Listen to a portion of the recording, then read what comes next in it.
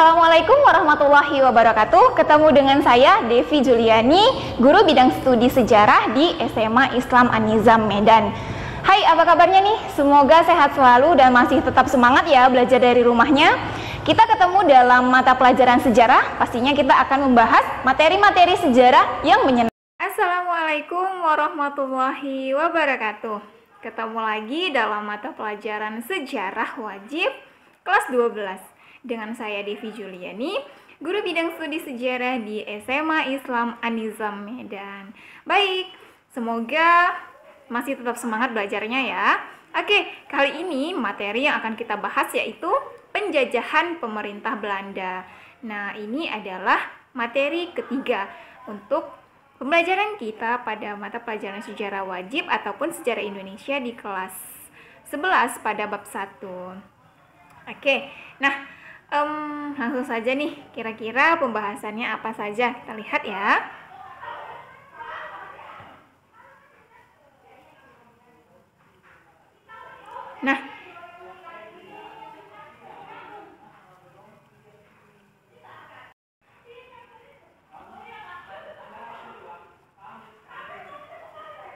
Nah, jadi pada pembahasan di video pembelajaran kali ini ada tiga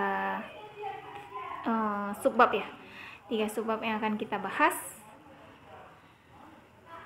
Nah, di mana yang pertama itu masa pemerintahan Republik Batav. Jadi kita akan bahas nih, apa sih Republik Batav itu gitu ya kan. Kemudian yang kedua, perkembangan kolonialisme Inggris di Indonesia.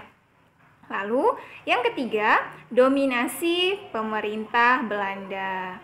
Oke, next.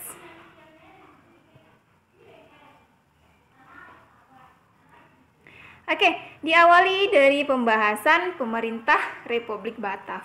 Jadi, pada tahun 1795 terjadi perubahan di negeri Belanda.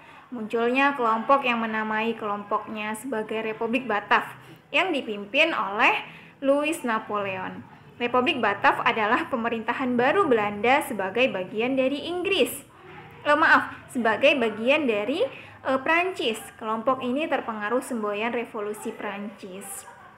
Nah, jadi pada saat revolusi Prancis itu kita kenal ada 3 semboyan. Semboyan Prancis yang dikenal dengan liberté, kemudian égalité, kemudian ada fraternité. Nah, liberté ini adalah kemerdekaan, kemudian égalité itu persamaan, dan juga fraternité itu persaudaraan. Nah, semboyan atas dasar semboyan ini maka lahirlah kelompok baru yang kemudian menamai dirinya sebagai kelompok Batav. Nah, oke, kita lihat selanjutnya.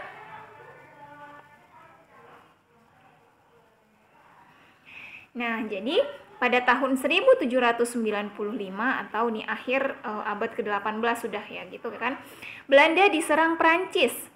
Nah, Raja Willem V kemudian melarikan diri ke Inggris. Oleh pemerintah Inggris, Raja Willem V ditempatkan di kota Kew.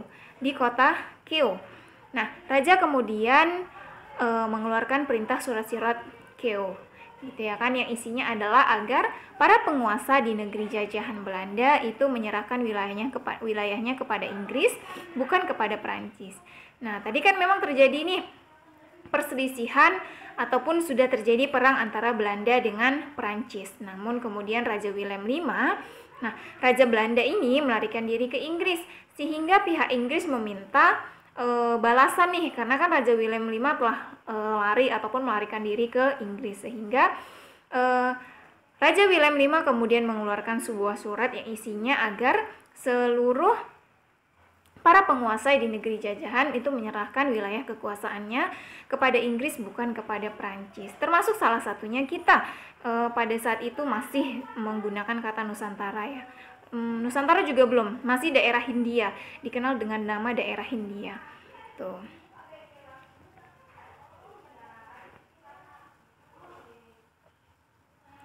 Nah, sudah barang tentu pihak Prancis dan Republik Batav juga tidak ingin ketinggalan untuk segera mengambil alih seluruh daerah bekas kekuasaan VOC di Kepulauan Nusantara. Karena ada penyerahan tadi ya kan. Nah, karena Republik Batav ini merupakan vasal dari Prancis tadi, walaupun memang dianya tumbuh di Belanda itu sendiri. Maka kebijakan-kebijakan Republik Batav untuk mengatur pemerintahan di Hindia masih juga terpengaruh oleh Prancis.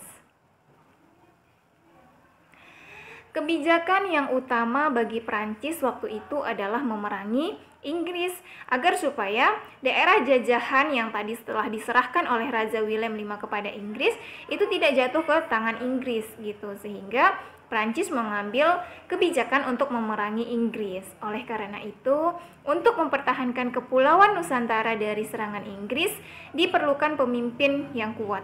Jadi ini ceritanya ada Inggris, kemudian ada Prancis. Nah, mereka lagi memperebutkan wilayah Nusantara pada masa itu, ya kan? Nah, ditunjuklah seorang muda dari kaum patriot untuk memimpin Hindia. Nah, siapakah seorang muda tersebut? Yaitu bernama Herman William Daendels.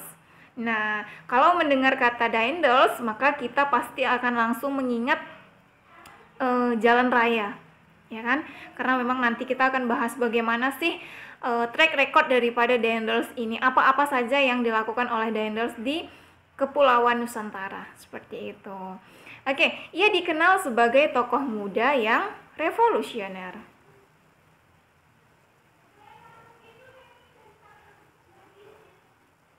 Nah, yang pertama pemerintahan Herman William Daendels. Nah, jadi kurang lebihnya itu Daendels memerintah ataupun memimpin selama 3 tahun, tercatat sejak tahun 1808 hingga 1811. Nah, jadi sebenarnya tugas utama dari Daendels ini adalah mempertahankan Jawa agar tidak dikuasai Inggris. Nah, tidak hanya itu, dalam bidang pertahanan dan keamanan pun Daendels berusaha untuk memenuhi tugas mempertahankan Jawa dari serangan Inggris. Nah, adapun langkah-langkah yang kemudian diambil ataupun dilakukan oleh Daendels yaitu yang pertama. Nah, pertama membangun benteng-benteng pertahanan baru. Lalu yang kedua, membangun pangkalan angkatan laut di Anyer dan Ujung Kulon. Lalu yang ketiga, meningkatkan jumlah tentara dengan mengambil orang-orang pribumi. Karena pada waktu pergi ke Nusantara, Daendels tidak membawa pasukan, sehingga karena memang Daendels ini tidak membawa pasukan dari negaranya ataupun dari negerinya pada masa itu, maka dia memanfaatkan orang-orang pribumi. Nah, untuk kemudian dilatih menjadi tentara, sehingga ketika ada perang maka yang membantu Daendels adalah orang-orang pribumi, seperti itu. Oke, kita lanjut. Lalu kemudian, nah ini yang saya maksud tadi, membangun jalan raya dari Anyer sampai ke Panarukan sepanjang kurang lebih 1100 km. Wah, kalau kita bayangkan gitu ya kan, 1100 km itu bahkan jalannya sampai saat ini masih kita gunakan, ya kan. Jadi bahkan kalau saya sendiri ketika mendengar kata ataupun mendengar nama Daendels, maka yang akan terngiang ataupun teringat di kepala kita itu adalah ia seorang yang telah mempunyai ide ataupun sebuah yang membuat jalan raya dari Anyer dan sampai kepada Panarukan, seperti itu. Oke, kita lanjut. Nah, masih seputar tentang Daendels, dalam bidang politik dan tata pemerintahan juga ia melakukan beberapa tindakan-tindakan seperti itu.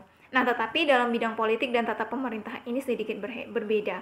Karena Daendels tidak menghormati adat dan tata cara baik di Kasunan Surakarta maupun di Kasultanan Yogyakarta. Sehingga terjadi perseteruan antara Daendels melawan Kesultanan Yogyakarta. Nah, di sini sudah mulai terlihat bagaimana Daendels memperlihatkan egonya seperti itu ya. Karena memang dia tidak ingin menghormati dan mengikuti bagaimana adat dan tata cara baik itu di Kasunanan maupun di Kasultanan, sehingga ini akan menjadi bumerang sendiri sebenarnya untuk Daendels itu, karena pastinya raja ataupun kesultanan sudah tidak simpati lagi, sudah tidak memiliki empati lagi terhadap Daendels ini itu. Selanjutnya, nah, Daendels juga mempengaruhi Mangkunegara II untuk membentuk pasukan Legiun Mangkunegara. Nah, pasukan ini terdiri dari 1.150 prajurit yang setiap saat itu membantu Daendels. Nah, Daendels semakin berani melakukan intervensi terhadap pemerintahan di Kasunanan maupun di Kasultanan. Nah, pastinya kalau sudah seperti ini akan empati ataupun simpati dari raja maupun rakyat itu akan semakin berkurang dan akan memperlihatkan rakyat akan semakin membenci, ya kan? Karena memang dia memperlihatkan kearoganannya dalam memimpin pada saat itu. Nah, ia juga membatasi secara ketat kekuasaan raja-raja di Nusantara.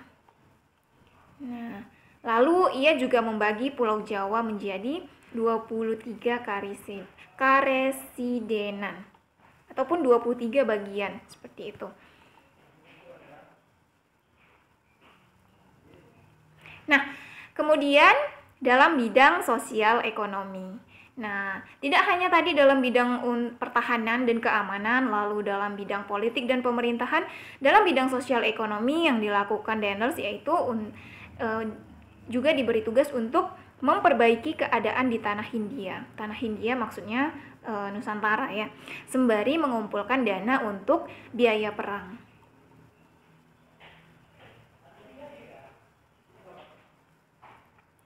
Nah, itu tentang Daendels, kepemimpinan Daendels. Nah, sekarang kita masuk kepada kedua, pemerintahan Jansen. Nah, setelah selesai Daendels memimpin, kemudian digantikan oleh Jansen ini. Nah, namun bagaimana kemudian bisa tergantikan oleh Jansen? Kita lihat. Jadi, pada bulan Mei 1811, Daendels dipanggil pulang ke negerinya. Ia kemudian digantikan oleh Jan Willem Jansen. Jadi memang Daendels ini dipanggil pulang ke negerinya sehingga Jansen inilah yang kemudian menggantikan posisi ataupun kedudukan dari Daendels. Jansen kemudian dikenal seorang politikus berkebangsaan Belanda. Sebelumnya, Jansen menjabat sebagai gubernur jenderal di Tanjung Harapan atau di Afrika Selatan. Itu pada tahun 1802 sampai 1806. Nah, kemudian pada tahun 1806 itu Jansen terusir dari Tanjung Harapan, dari Afrika Selatan tadi. Nah, karena daerah itu jatuh ke tangan Inggris, lagi-lagi perebutan antara Belanda dengan Inggris, ya kan? Nah, pada tahun 1810 Jansen diperintahkan pergi ke Jawa dan akhirnya menggantikan posisi Daendels pada tahun 1811. Jansen mencoba memperbaiki keadaan yang telah ditinggalkan oleh Daendels.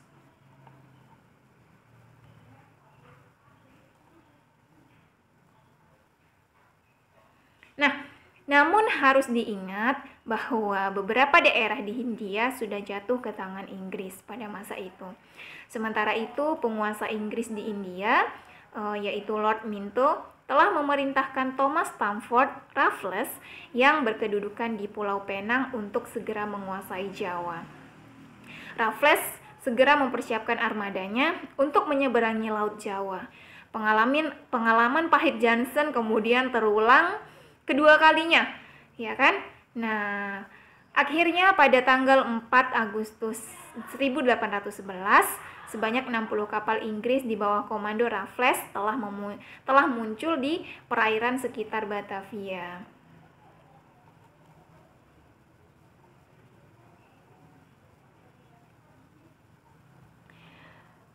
Nah, beberapa minggu berikutnya, tepatnya pada tanggal 26 Agustus 1811, Batavia jatuh ke tangan jatuh ke tangan Inggris. Jansen berusaha menyingkir ke Semarang, kemudian bergabung dengan Legiun Mangkunegara yang tadi dibentuk oleh Daendels, kan? Dan prajurit-prajurit dari Yogyakarta serta Surakarta. Namun, pasukan Inggris lagi-lagi lebih kuat sehingga berhasil memukul mundur Jansen beserta pasukannya. Jansen kemudian mundur ke Salatiga dan akhirnya menyerah di Tuntang. Nah, makanya ada kita kenal dengan Perjanjian Tuntang. Nah, penyerahan Johnson secara resmi ke pihak Inggris ditandai dengan adanya kapitulasi Tuntang pada tanggal 18 September 1811. Jadi, Daendels tadi memimpin sekitar kurang lebih 3 tahun. Namun ternyata kemudian digantikan oleh Johnson, namun ternyata kepemimpinannya tidak bertahan dengan lama. Bahkan tidak sampai 1 tahun, Johnson harus menyerahkan secara resmi ataupun menyerah secara resmi kepada pihak Inggris. Seperti itu.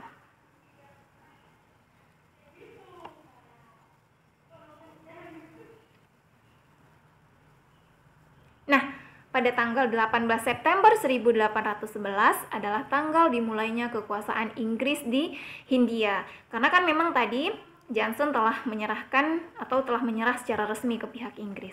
Otomatis Inggris mulai berkuasa di Hindia. Gubernur Jenderal Lord Minto secara resmi mengangkat Raffles sebagai penguasanya. Pusat pemerintahan Inggris berkedudukan di Batavia. Sebagai penguasa di Hindia, Raffles mulai melakukan langkah-langkah untuk memperkuat kedudukan Inggris di tanah jajahan. Nah, biasa sebagai seorang pemimpin baru dia harus punya harus punya langkah-langkah untuk memperkuat kedudukannya, seperti itu. Nah, Raffles ini juga melakukan hal yang sama. Oke, lanjut. Nah, kebijakan yang dilakukan oleh Raffles khususnya di bidang pemerintahan. Untuk memperkuat kedudukan dan mempertahankan keberlangsungan kekuasaan Inggris, Raffles mengambil strategi membina hubungan baik dengan para pangeran dan penguasa yang sekitarnya itu membenci Belanda. Nah, strategi ini sekaligus sebagai upaya mempercepat penguasa Pulau Jawa sebagai basis kekuatan untuk menguasai Kepulauan Nusantara.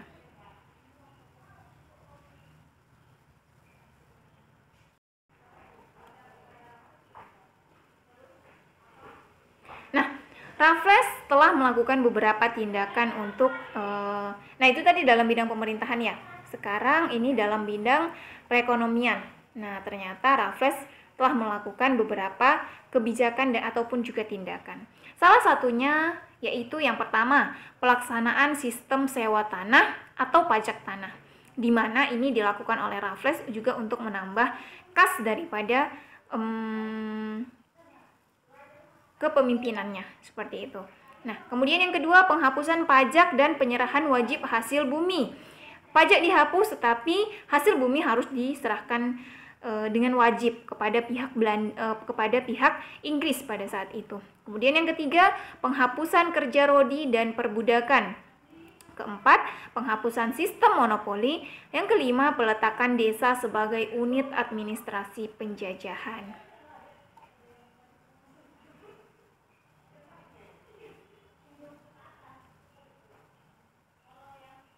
Nah, tahun 1816 Raffles mengakhiri pemerintahannya di Hindia. Nah, pemerintah Inggris sebenarnya telah menunjuk John Vandal untuk menggantikan Raffles. Tetapi pada tahun 1814 sudah diadakan konvensi London, di mana salah satu isi konvensi London adalah Inggris harus mengembalikan tanah jajahan di Hindia kepada Belanda. Itu adalah isi daripada konvensi London. Dengan demikian, pada tahun 1816, Kepulauan Nusantara kembali dikuasai oleh Belanda. Sejak itu dimulailah pemerintahan kolonial Belanda. Jadi, untuk lebih mudah memahaminya, misalnya nih, tadi pemerintahan Belanda terlebih dahulu gitu ya kan, lalu kemudian direbut oleh pihak Inggris, tapi kemudian diambil alih kembali oleh pihak Belanda, seperti itu.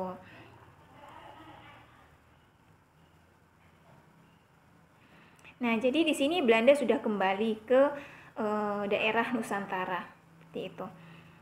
Nah, ini judulnya Jalan Tengah bersama Komisaris Jenderal. Jadi, setelah kembali ke tangan Belanda, tanah Hindia diperintah oleh badan baru yang diberi nama Komisaris Jenderal. Nah, apa ini sebenarnya Komisaris Jenderal? Komisaris Jenderal ini dibentuk oleh Pangeran William 6 yang terdiri atas 3 orang. Nah, ketiganya yaitu yang pertama ada Cornelis Theodorus Eloud, dia sebagai ketuanya, kemudian Arnold Ardian Buyscke itu sebagai anggota, dan juga Alexander Gerard Philip Baron van der Capellen, dia juga sebagai anggota. Jadi Komisaris Jenderal ini terdiri dari 1 ketua dan juga 2 anggota. Nah, mereka lah yang kemudian memimpin dan juga mengambil kebijakan-kebijakan yang akan dilakukan setelahnya di daerah jajahan atau di daerah Nusantara. Nah, Komisaris Jenderal sepakat mengadopsi kebijakan Raffles untuk menerapkan prinsip liberal. Tetapi pada kenyataannya di Hindia dalam keadaan terus merosot dan pemerintah mengalami kerugian. Sehingga kaum liberal berkeyakinan bahwa pengelolaan negeri jajahan akan mendapatkan untung bila diserahkan pada swasta dan rakyat bebas dalam menanam. Di sini muncullah beberapa pendapat ataupun pandangan, salah satunya tadi dari kaum liberal. Nah, kemudian dari kelompok konservatif. Nah, mereka berpendapat bahwa pengelolaan tanah jajahan akan menghasilkan keuntungan jika ditangani langsung oleh pemerintah dengan pengawasan yang ketat pastinya.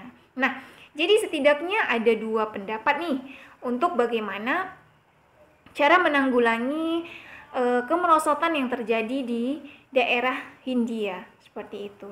Sehingga akhirnya Komisaris Jenderal sepakat dengan jalan tengah dari 2 pendapat ini tadi. Nah, maksudnya eksploitasi di tanah jajahan langsung ditangani pemerintah Hindia Belanda agar segera mendatangkan keuntungan bagi negeri induk, di samping mengusahakan kebebasan penduduk dan pihak swasta untuk berusaha di tanah jajahan. Jadi, ini adalah kesepakatan ataupun jalan tengah yang diambil oleh Komisaris Jenderal. Nah, inisiatif ini juga diambil dari tadi 2 pilihan yang berdasarkan yang menurut kaum liberal dan juga menurut tadi kelompok konservatif seperti itu. Oke, kita lanjut.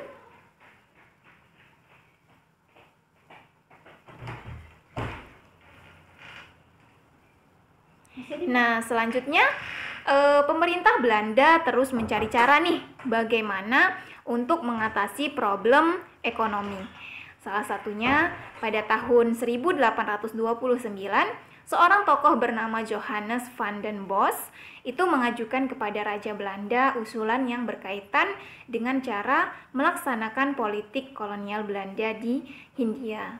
Oke, mungkin sudah tidak asing dengan kita ya kan, siapa ini Van den Bos gitu. Nah, Van den Bos berpendapat untuk memperbaiki ekonomi di tanah jajahan harus dilakukan penanaman tanaman yang dapat laku dijual di pasar dunia.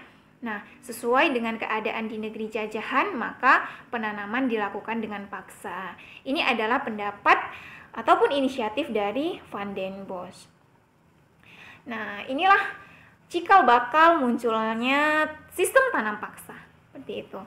Akhirnya Raja Willem tertarik serta setuju dengan usulan dan perkiraan dari Van den Bos tersebut. Tahun 1830, Van den Bos diangkat sebagai Gubernur Jenderal baru di Jawa. Setelah sampai di Jawa, Van den Bos segera merencanakan ataupun mencanangkan sistem dan program tanam paksa ini tadi.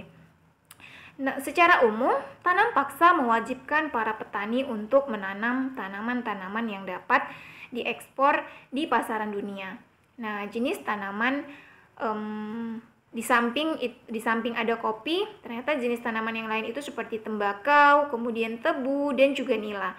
Nah, rakyat kemudian diwajibkan membayar pajak dalam bentuk barang sesuai dengan hasil tanaman yang ditanam petani. Nah, jadi setiap petani itu wajib membayar pajak, namun mereka membayar pajaknya sesuai dengan hasil dari apa yang mereka tanam, seperti itu, atau apa yang mereka produksi. Nah, secara rinci beberapa ketentuan tanam paksa termuat pada lembaran negara atau Stadblad itu tahun 1834 nomor 22. Nah, di sana terdapat 8 poin tentang ketentuan daripada sistem tanam paksa ini. Silahkan kalau mau dicek untuk mengcek apa saja isi daripada Lembaran Negara tahun 1834 nomor 22 tentang ketentuan sistem tanam paksa ini. Oke, kita lanjut. Nah, pelaksanaan tanam paksa menggunakan organisasi desa, di mana kepala desa, penggerak para petani juga sebagai penghubung kepada pejabat pemerintah. Jadi ada yang dikatakan sebagai kepala desa, ialah yang menggerakkan para petani, tapi juga kepala desa ini sebagai penghubung urusan sistem tanam paksa antara rakyat dan juga terhadap pejabat pemerintah. Lalu yang kedua, peraturan yang dibuat tidak sesuai dengan penerapannya. Hal ini menyebabkan korupsi oleh para pejabat. Biasa dibuat aturan tetapi kemudian keberjalanannya tidak sesuai dengan aturan tersebut. Nah, yang ketiga, hal ini menyebabkan penderitaan rakyat. Jelas, rakyat sangat dirugikan oleh sistem tanam paksa ini. Sementara itu, Belanda telah berhasil mengeruk kekayaan dan keuntungan yang besar, di mana hutang VOC dapat dilunasi, kemudian benteng pertahanan itu berhasil dibangun. Nah, itulah materi kita pada hari ini tentang penjajahan Belanda di Indonesia. Bagaimana kemudian tadi munculnya pemerintahan Republik Batav, kemudian perkembangan kolonialisme Inggris di Indonesia walaupun hanya sebentar gitu ya kan. Lalu kemudian Belanda kemudian mengambil alih kembali daerah jajahan ataupun daerah tanah Hindia, lalu kemudian menerapkan sistem tanam paksa yang pastinya merugikan rakyat Indonesia. Nah, semoga materi hari ini bermanfaat dan mudah dipahami. Nah, jangan lupa untuk like, komen, dan juga share video ini. Dan pastinya silahkan subscribe channel YouTube dari SMAI An-Nizam Medan. Nah, akan ada banyak video-video pembelajaran lainnya yang akan ditemukan di channel YouTube ini. Oke, SMA Islam An-Nizam Medan, unggul, cerdas, Islami. Sampai ketemu di video-video pembelajaran selanjutnya. Wassalamualaikum warahmatullahi wabarakatuh. Demikian pembelajaran kita kali ini. Sampai ketemu di video-video pembelajaran selanjutnya ya. Jangan lupa like, komen, dan share video ini. SMA Islam An-Nizam Medan, unggul, cerdas, Islami. Wassalamualaikum.